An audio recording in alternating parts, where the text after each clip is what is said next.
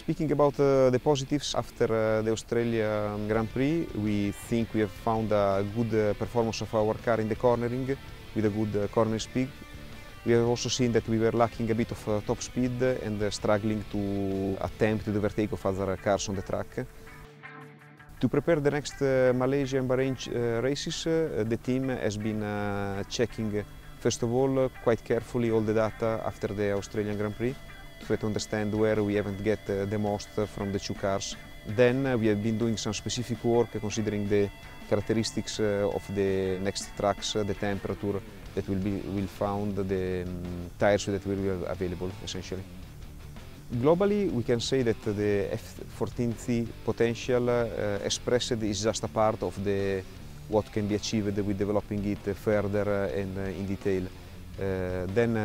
Going in every weekend, we try to get the most on the track, using the most that is available.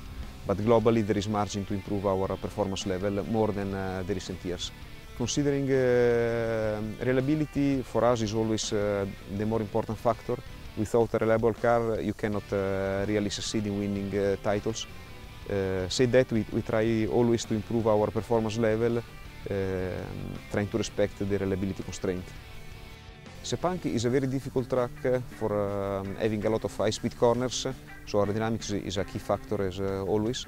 It's also a track where generally, in average, we've been experiencing high temperatures, so cooling and reliability will be an important factor as well. And as well, we need to adapt to the new tires that will be available for this track. The aerodynamics of Formula One are essentially governed by two main parameters, downforce and drag. A Formula One car is effectively the opposite of a fighter jet.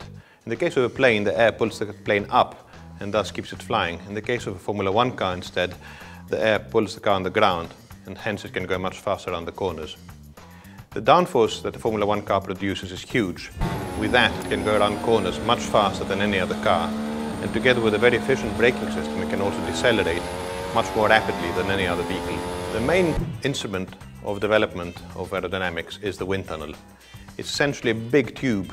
On the one side of the tube, there's a fan which moves the air around.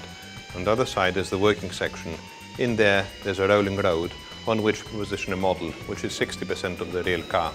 The wind tunnel is indispensable for the design of a competitive Formula One car. It would be impossible to design a car that can compete without the use of a very, very good wind tunnel.